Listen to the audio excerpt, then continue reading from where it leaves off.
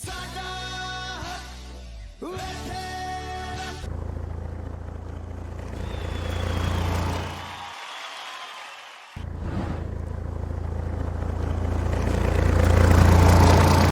देश का किसान जब धरती के सीने को चीरकर अन्न उगाता है, तभी सभी देशवासियों की थाली में निवाला पहुंचता है। और आज वही अन्नदाता अपने खेतों की बजाय सड़क पर है। आज वो हल नहीं चला रहा, बल्कि इस ठंड के मौसम में अपने हक की लड़ाई लड़ रहा है। दिल्ली को चौतरफा घेरा डाले बैठे इन किसानों की सरकार से जितनी भी बातचीत हुई है, सब बेनतीजा ही निकली है। आप भी सोच रहे होंगे कि वो क्या ही है जिसके लिए ये किसान जिद पर अड़े हुए हैं।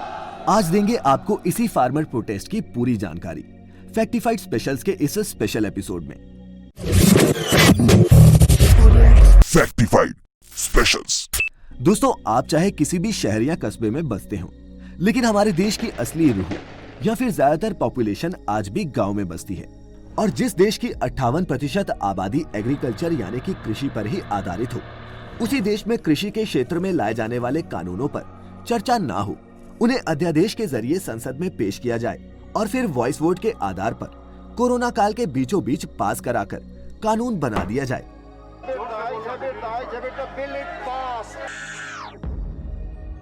तो दोस्तों, इसके विरोध में आवाजें उठना तो लाजमी ही था। हाँ, शुरू में विपक्षी दलों ने इन फार्म बिल्स के खिलाफ थोड़ी बहुत आवाज उठाई, यानी किसानों का शोषण करने में ये बिल खुली छूट देता है। 3 कानून बनाए हैं हिंदुस्तान के हर किसान की आत्मा पर आक्रमण। लेकिन असली मुद्दा तब बना जब यह बिल जनता के बीच पहुंचा। जब किसानों ने इन कानूनों की बारीकियों को जाना तो उनके पैरों तले मानो जमीन ही खिसक गई। इन बिल्स में ऐसे कई कानूनी दावपेच थे जो किसानों को उनके हित से ज्यादा नुकसानदायक ही नजर आ रहे थे। सिलसिलेवार तरीके से डालेंगे इन तीनों फार्म बिल्स पर एक नजर। दोस्तों, इन तीनों फार्म बिल्स में से सबसे पहला और सबसे कंट्रोवर्शियल बिल है farmers produce trade and commerce bill 2020। इस एक्ट के बारे में सरकार का यहाँ कहना है कि इस बिल के लागू हो जाने के बाद किसान अपनी फसल को मंडियों के साथ साथ पूरे देश में कहीं भी बेच सकेंगे।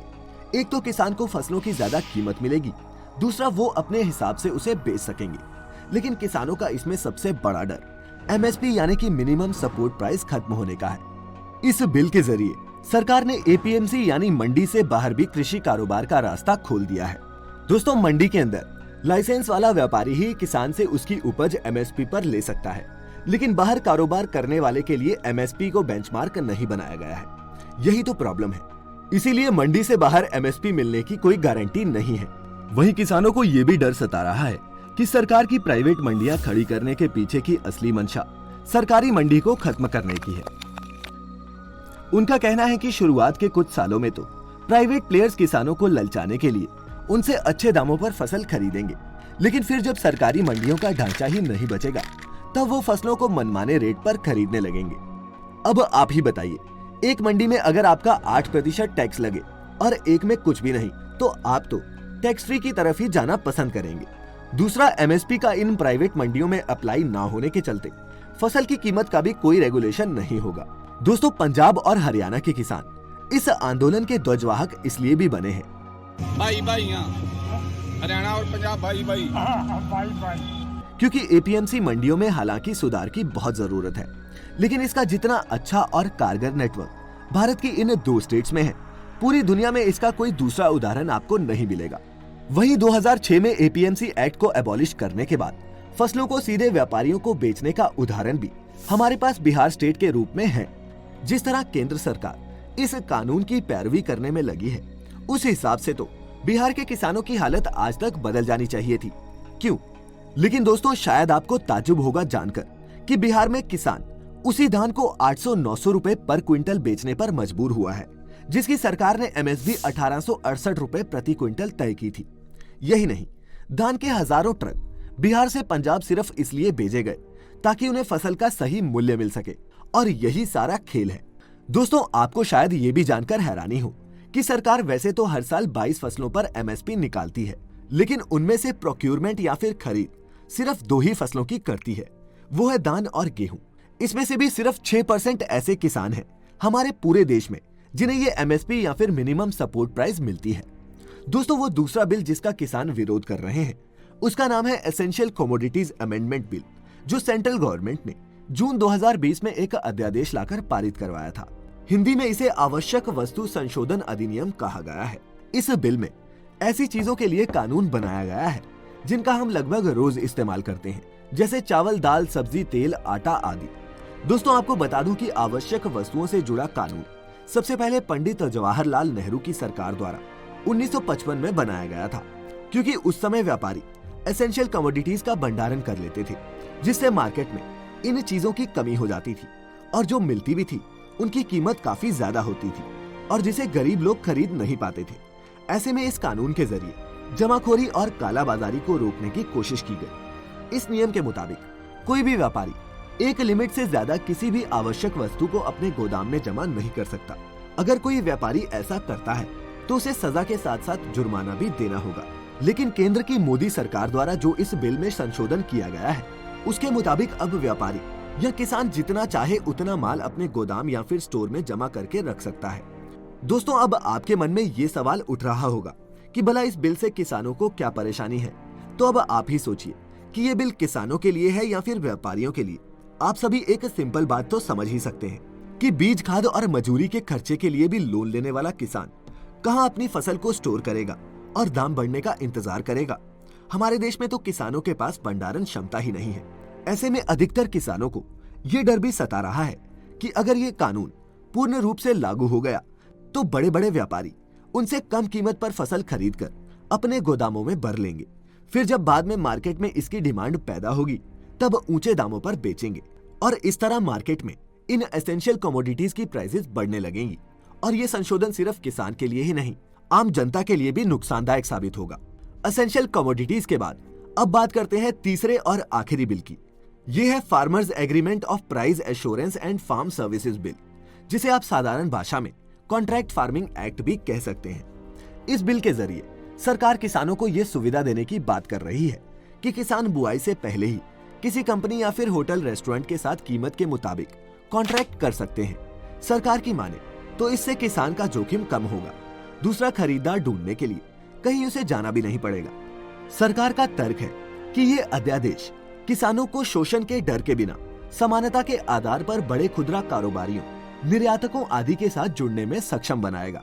लेकिन किसानों को लग रहा है कि अगर उसने एक बार किसी के साथ अपनी फसलों का अनुबंध कर लिया तो फिर उसे कहीं अपनी जमीन से ही हाथ धोना न पड़े। साथ ही ये भी डर सता रहा है कि अगर कॉन्ट्रैक्ट के बाद भी कंपनी ने फसल नहीं खरीदी तो वो उसका क्या करेंगे, क्योंकि बिल में किसानों को कानूनन उतने अधिकार नहीं दिए गए हैं जितने होने चाहिए। बिल के मुताबिक अगर कोई कॉन्ट्रैक्टर किसान के साथ धोखाधड़ी करता है तो वो किसी अदालत में अपील भी नहीं कर सकता, बल्कि उन्हें इस मसले के हल के लिए वहां के कलेक्टर के भरोसे ही रहना होगा। अब दोस्तों, आप भी जानते हैं कि पब्लिक पोस्ट पर बैठने वाले ये डीएम, एसडीएम किन की जेबों में रहते हैं, किसानों की या फिर बड़े बड़े दन्ना सेठों की। किसानों को चिंता सता रही है कि सरकारी अधिकारी पैसे लेकर ज्यादातर बिजनेसमैन के हक में ही फैसला सुनाते हैं। ऐसे में उनकी मदद कौन करेगा। दोस्तों, हमारे देश में ये कॉन्ट्रैक्ट फार्मिंग कोई नई बात नहीं है, लेकिन इसका एक्सपीरियंस उतना अच्छा नहीं रहा है। कुछ साल पहले गुजरात में पेप्सिको कंपनी ने किसानों पर कई करोड़ का मुकदमा किया था, जिसे किसान संगठनों के विरोध के बाद वापस तो ले लिया गया था, लेकिन यही डर किसानों को सता रहा है कि भविष्य में भी कहीं ऐसा ना हो। इतना ही नहीं, कॉन्ट्रैक्ट फार्मिंग के तहत फसलों की बुआई से पहले ही कंपनियां किसानों की उपज को एक निश्चित मूल्य पर खरीदने का वादा करती हैं, लेकिन बाद में जब किसान की फसल तैयार हो जाती है तो कंपनियां किसानों को कुछ समय इंतजार करने के लिए कहती हैं और बाद में किसानों के उत्पाद को खराब बताकर रिजेक्ट कर दिया जाता है। दोस्तों, कॉन्ट्रैक्ट फार्मिंग के सबसे बड़े उदाहरण अमेरिका और कनाडा से लिए जा सकते हैं, जहां ये साबित हो चुका है कि इस मॉडल पर चलने पर हमारे किसानों की एक बड़ी आबादी को किसानी से निकाल दिया जाएगा और पूरे देश की खेती चंद बड़े किसानों या फिर पूंजीपतियों के हाथ में आ जाएगी। दोस्तों, ये बात धीरे धीरे ही सही, लेकिन महाराष्ट्र, राजस्थान, मध्य प्रदेश और देश के दूसरे राज्य के किसानों को भी समझ में आ रही है और वो भी इस आंदोलन को दिन ब दिन और बड़ा करने में लगे हुए हैं। कई दौर की बातचीत के बाद भी किसानों का यही कहना है कि इन तीनों कृषि कानूनों को जब तक सरकार वापस नहीं करेगी वो भी अपने घर नहीं लौटेंगे। लग नहीं रहा कि सरकार वापस ले रही है कानून। हाँ लेगी, नहीं लेगी तो हम जाने वाले ही नहीं हैं। हम 6-6 महीने का जो राशन इकट्ठा करके लाए हैं पंजाब से और आ रहा है, हम यहाँ जाने वाले जो सरकार बुलेखा अपने मन पे निकाल दे कि पंजाबी लोग काले कानून रद्द कराए के बिना वापस चले जाएंगे, ये अपना भरम दूर कर ले। वहीं सरकार तो कहती है कि किसानों का इससे बहुत फायदा होगा और ये किसानों से किया दोगुनी आय का उनका वादा पूरा करने की तरफ एक कदम है। तो अब यहाँ सवाल ये उठता है कि सरकार जो कह रही है अगर वो वाकई में सच है तो फिर किसान इनके विरोध में सड़क पर क्यों है? क्या किसान बहक गया है? क्या इतना आसान है उसे बहकाना? क्या आपको भी कोई बहकाकर अपना घर बार छोड़कर सर्दी की इन लंबी रातों में सड़क पर सोने के लिए मजबूर कर सकता है? नहीं दोस्तों, बिल्कुल भी नहीं। जिस रंग का चश्मा होगा दुनिया आपको वैसे ही दिखेगी। दोस्तों, किसानों का ये आंदोलन सितंबर से ही पंजाब के अलग अलग हिस्सों में चल रहा था, लेकिन जब किसानों को लगा कि सरकार उनकी ऐसे नहीं सुनने वाली, तब लाखों की संख्या में वो नवंबर के आखिर में देश की राजधानी दिल्ली की ओर बढ़ चले। जब ये सभी दिल्ली बॉर्डर के पास पहुंचे तो प्रशासन की ओर से इन्हें रोकने के लिए कहीं बैरिकेडिंग कर दी गई तो कहीं सड़क को ही खोद दिया गया। जब इन सबसे भी किसान नहीं रुके तो इनके ऊपर वाटर कैनन और यहाँ तक कि आंसू गैस के गोले का भी इस्तेमाल किया गया। दिल्ली घुसने की इजाजत देने की जगह सरकार ने इन्हें बुराड़ी में इकट्ठे होने को कहा तो किसान सड़क पर जहाँ थे वहीं जम गए और देखते ही देखते कन्वर्टिबल ट्रैक्टर ट्रॉलीज और अपने छोटे बड़े वाहनों में आए किसानों ने सड़क को ही एक टेम्पररी शहर में बदल दिया। सिंगू बॉर्डर टिकरी बॉर्डर जैसी जगह इस प्रोटेस्ट का एपिसेंटर बन गई और धीरे धीरे ये आंदोलन देश भर में फैलने लगा।